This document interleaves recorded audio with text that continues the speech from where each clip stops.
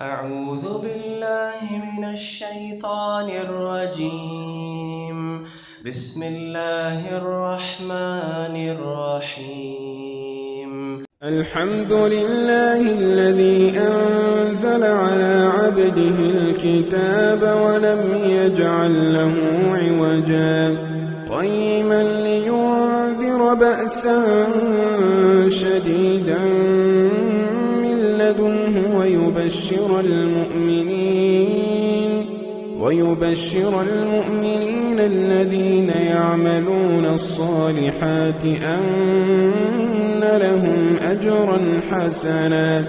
ماكثين فيه أبدا وينذر الذين قالوا اتخذ الله ولدا ما لهم به من علم ولا لآبائهم كبرت كلمة تخرج من أفواههم إن يقولون إلا كذبا فلعلك باخع نفسك على آثارهم إن لم يؤمنوا بهذا الحديث أسفا إنا جعلنا ما على الأرض زينة لها لنبلوهم أيهم أحسن عملا وإنا لجاعلون ما عليها صعيدا جرزا أم حسبت أن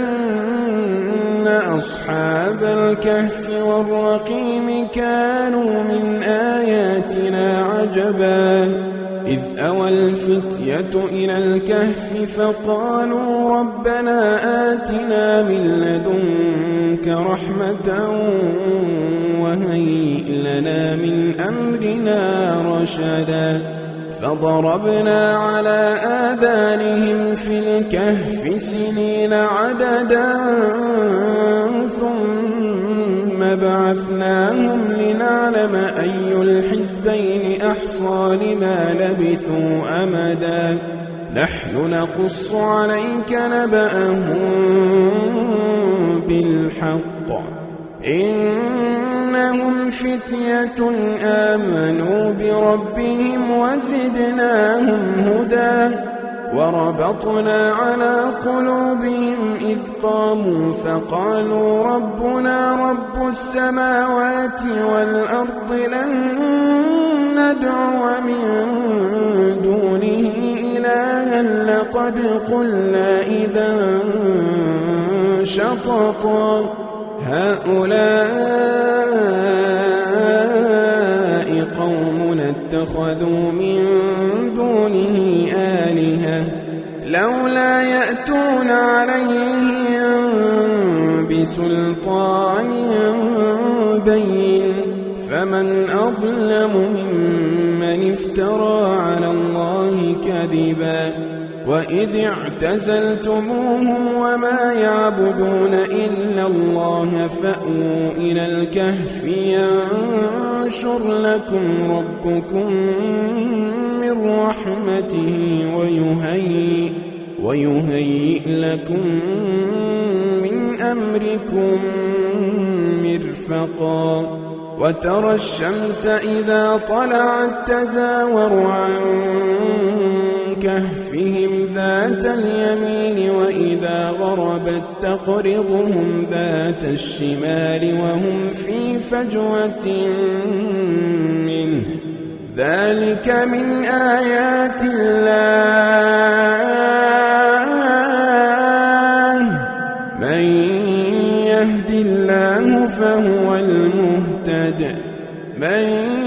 يهد الله فهو المهتد ومن يضلل فلن تجد له وليا مرشدا وتحسبهم أيقاظا وهم رقود ونقلبهم ذات اليمين وذات الشمال وكلبهم باسط ذراعيه بالوصيد لو اطلعت عليهم لوليت منهم فرارا ولملئت منهم رعبا وكذلك بعثناهم ليتساءلوا بينهم قال قائل منهم كم لبثتم قالوا لبثنا يوما أو بعض يوم قالوا ربكم أعلم بما لبثتم فابعثوا أحدكم بورقكم هذه إلى المدينة فلينظر أيها أزكى طعاما فليأتكم برزق منه وليتلطف ولا يشعرن بكم أحدا إنهم إن يظهروا عليكم يرجموكم أو يعيدوكم في ملتهم ولن تفلحوا إذا أبدا وكذلك أعثرنا عليهم ليعلموا أن وعد الله حق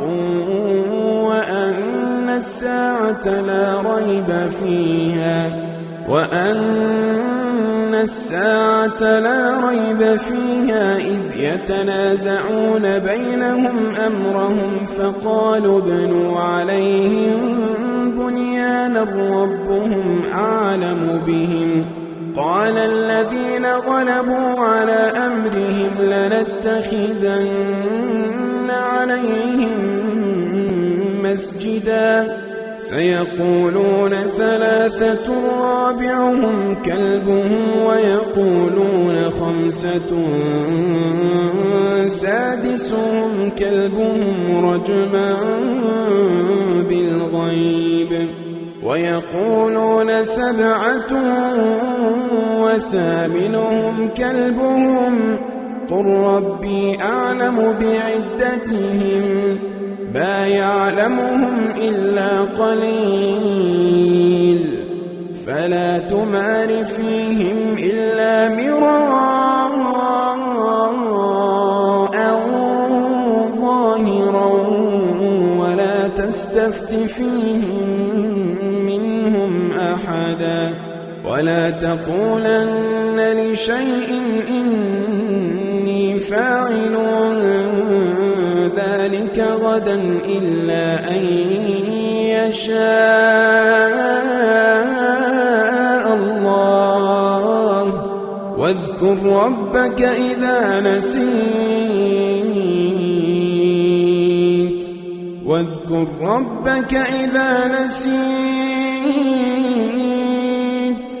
وقل عسى أن يهديني ربي لأقرب من هذا رشدا ولبثوا في كهفهم 300 سنين وازدادوا 9 قل الله أعلم بما لبثوا له غيب السماوات والأرض أبصر به وأسمع ما لهم من دونه من ولي ولا يشرك في حكمه أحدا واتل ما أوحي إليك من كتاب ربك لا مبدل لكلماته ولن تجد من دونه ملتحدا واصبر نفسك مع الذين يدعون ربهم بالغداة والعشي يريدون وجهه ولا تعد عيناك عنهم تريد زينة الحياة الدنيا ولا تطع من أغفلنا قلبه عن ذكرنا واتبع هواه وكان أمره فرطا وقل الحق من ربكم فمن شاء فليؤمن ومن شاء فليكفر إنا أعتدنا للظالمين نارا أحاط بهم سرادقها وإن يستغيثوا يغاثوا بماء كالمهل يشوي الوجوه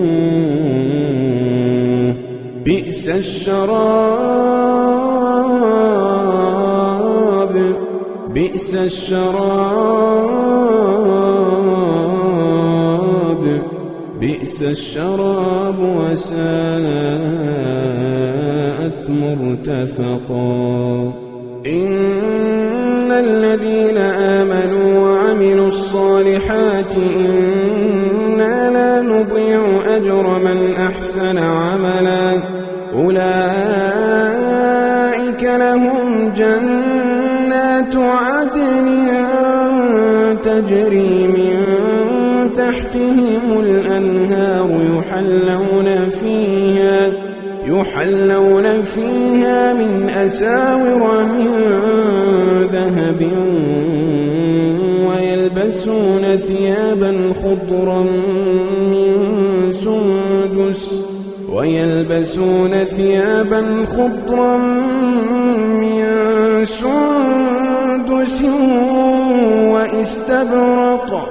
وإستبرق متكئين فيها على الأرائك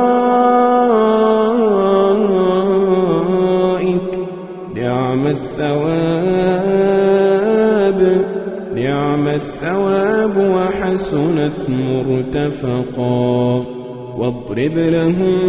مثلا الرجلين جعلنا لأحدهما جنتين من أعناب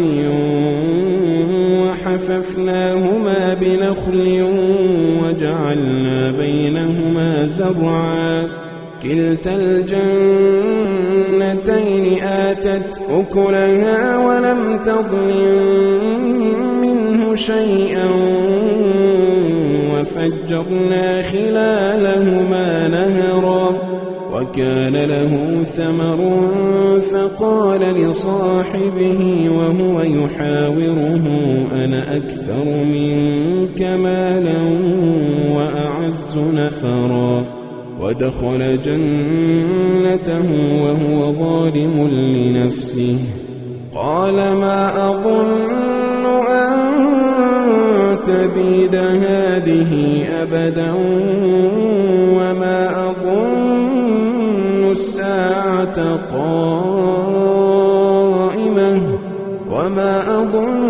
الساعة قائمة ولئن رددت إلى ربي لأجدن خيرا منها منقلبا قال له صاحبه وهو يحاوره أكفرت بالذي خلقك من تراب قال له صاحبه وهو يحاوره أكفرت بالذي خلقك من تراب ثم من نطفة ثم سواك رجلا لكن هو الله ربي ولا أشرك بربي أحدا ولولا إذ دخلت جنتك قلت ما شاء الله لا قوة إلا بالله إن ترني أنا أقل منك مالا وولدا فعسى ربي أن يؤتيني خيرا من جنتك ويرسل عليها حسبانا من السماء فتصبح صعيدا زلقا أو يصبح ماؤها غورا فلن تستطيع له طلبا وأحيط بثمره فأصبح يقلب كفيه على ما أنفق فيها وهي خاوية على عروشها ويقول يا ليتني لم أشرك بربي أحدا ولم تكن له فئة ينصرونه من دون الله وما كان منتصرا هنالك الولاية لله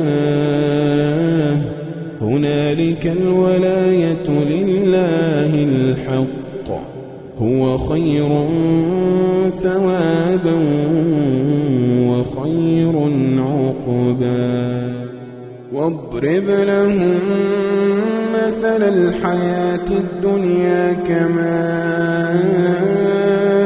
أنزلناه من السماء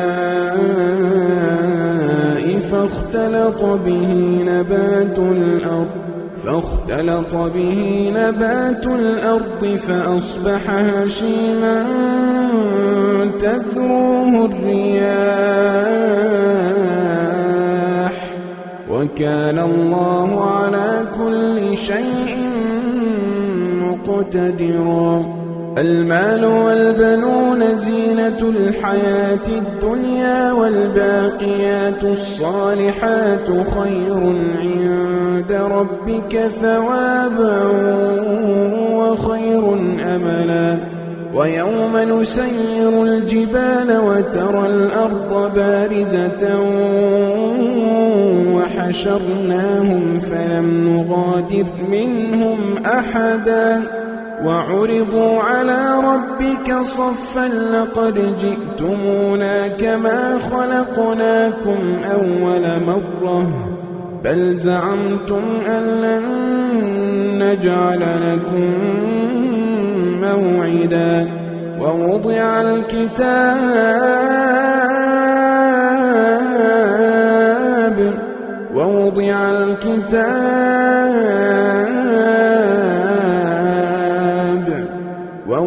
الكتاب فترى المجرمين مشفقين مما فيه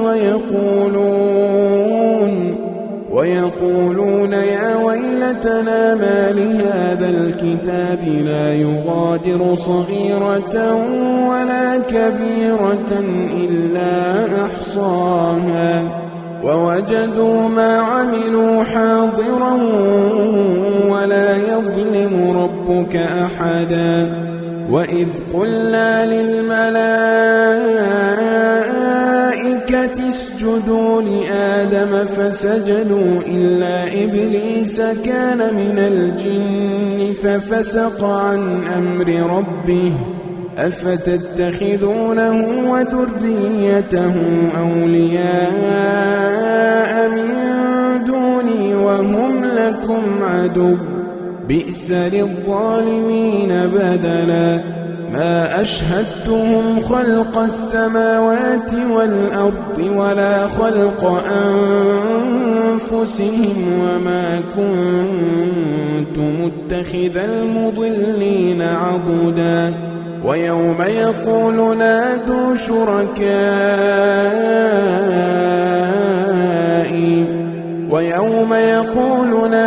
شركائي الذين زعمتم فدعوهم فلم يستجيبوا لهم وجعلنا بينهم موبقا ورأى المجرمون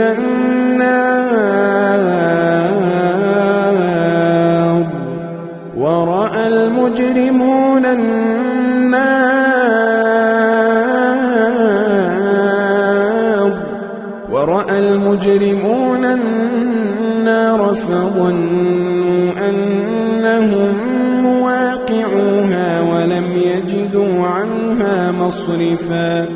ولقد صرفنا في هذا القرآن للناس من كل مثل وكان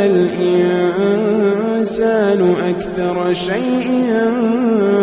جدلا وما منع الناس أن يؤمنوا إذ جاءهم الهدى ويستغفروا ربهم إلا أن تأتيهم سنة الأولين أو يأتيهم العذاب قبلا وما نرسل المرسلين إلا مبشرين ومنذرين ويجادل الذين كفروا بالباطل ليدحضوا به الحق واتخذوا آياتي وما أنذروا هزوا ومن أظلم ممن ذكر بآيات ربه فأعرض عنها ونسي ما قدمت يداه إنا جعلنا على قلوبهم أكنة أن يفقهوه وفي آذانهم وقرا وإن تدعهم إلى الهدى فلن يهتدوا إذن أبدا وربك الغفور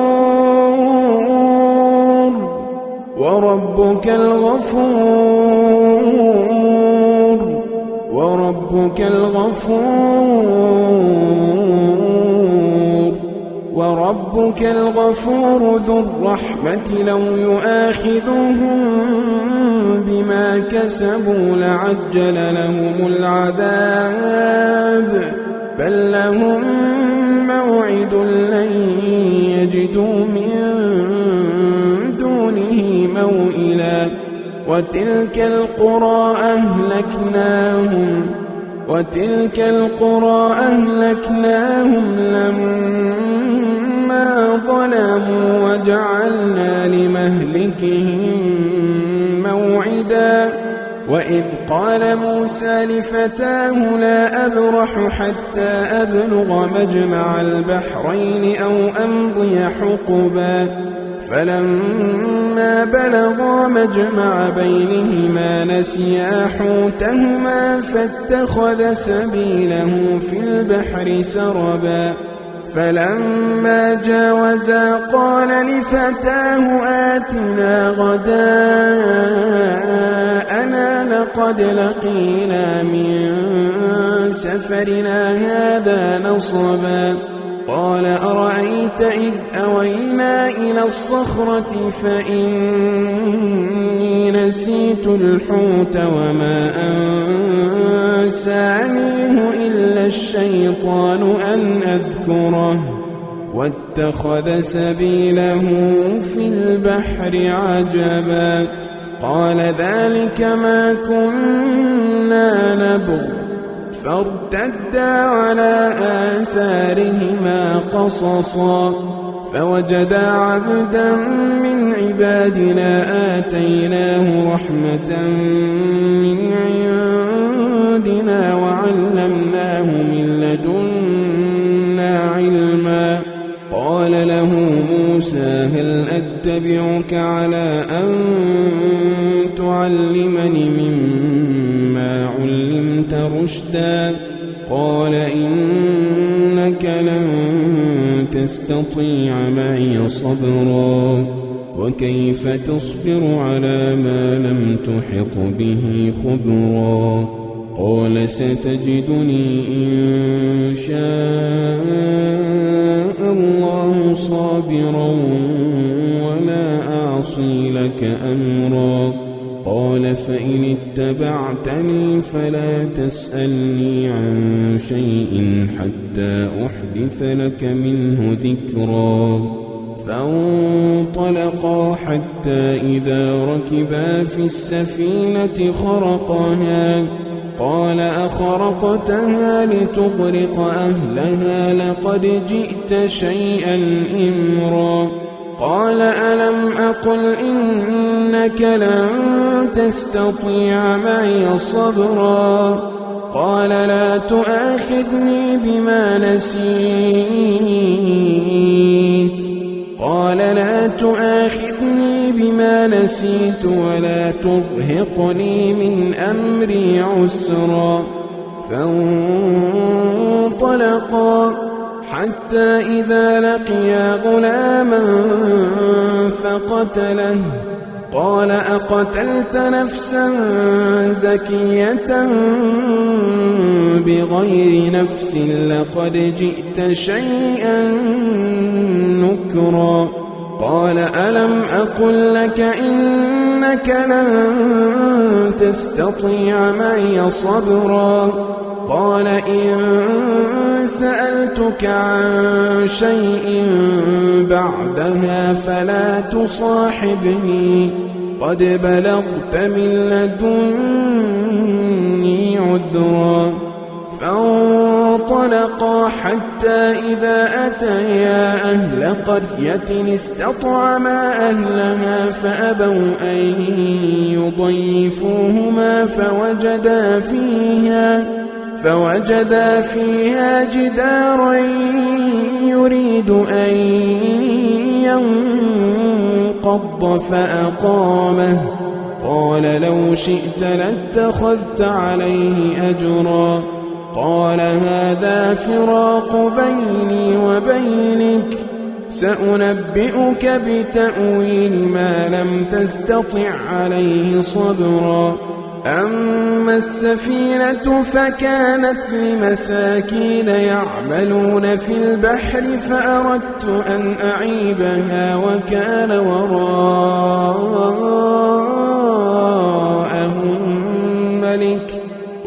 وراءهم ملك يأخذ كل سفينة غصبا. وأما الغلام فكان أبواه مؤمنين فخشينا أن يرهقهما طغيانا وكفرا فأردنا أن يبدلهما ربهما خيرا منه زكاة وأقرب رحما. وأما الجدار فكان لغلامين يتيمين في المدينة وكان تحته كنز لهما وكان أبوهما صالحا فأراد ربك أن يبلغا أشدهما ويستخرجا كنزهما رحمة من ربك وما فعلته عن أمري ذلك تأويل ما لم تستطع عليه صبرا. ويسألونك عن ذي القرنين قل سأتلو عليكم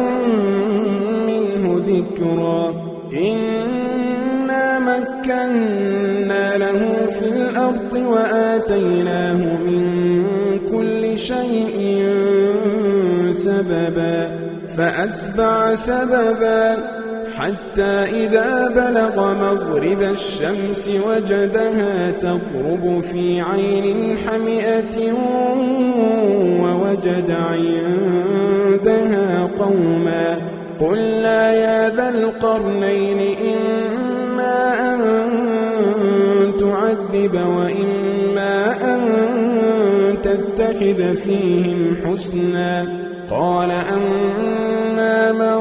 ظلم فسوف نعذبه ثم يرد إلى ربه فيعذبه عذابا نكرا.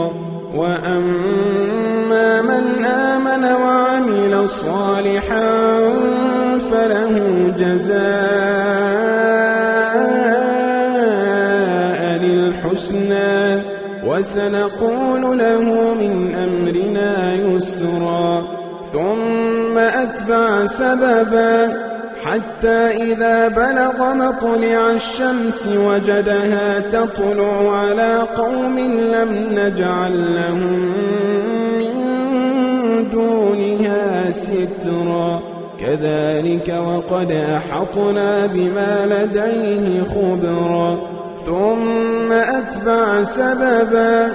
حتى إذا بلغ بين السدين وجد من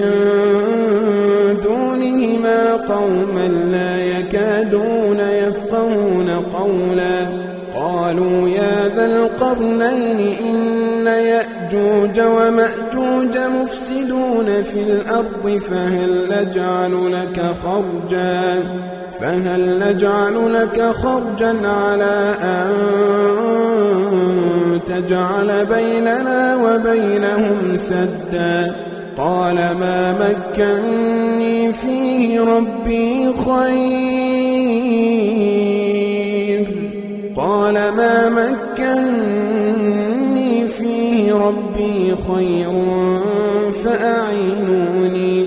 فأعينوني بقوة أجعل بينكم وبينهم ردما آتوني زبر الحديد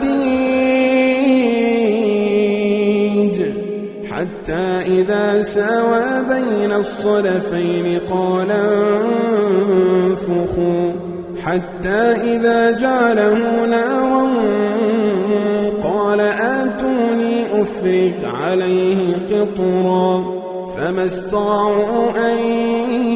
يظهروه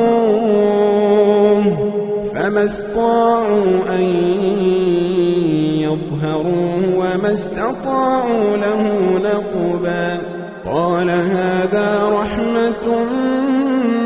من ربي فإذا جاء وعد ربي جعله دكاء وكان وعد ربي حقا وتركنا بعضهم يومئذ يموج في بعض ونفخ في الصور فجمعناهم جمعا وعرضنا جهنم يومئذ للكافرين عرضا الذين كانت أعينهم في غطاء عن ذكري وكانوا لا يستطيعون سمعا أفحسب الذين كفروا أن يتخذوا عبادي من دوني أولياء إنا أعتدنا جهنم للكافرين نزلا قل هل ننبئكم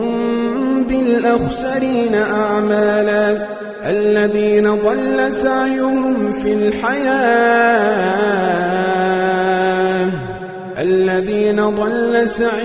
في الحياة الدنيا وهم يحسبون أنهم يحسنون صنعا أولئك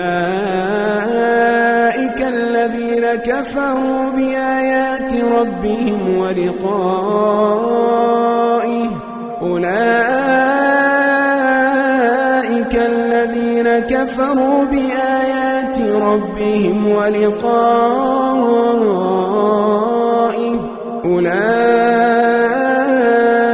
الذين كفروا بآيات ربهم ولقائه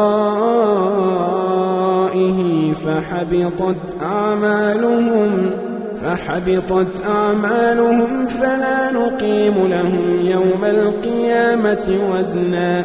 ذلك جزاؤهم جهنم بما كفروا واتخذوا آياتي ورسلي هزوا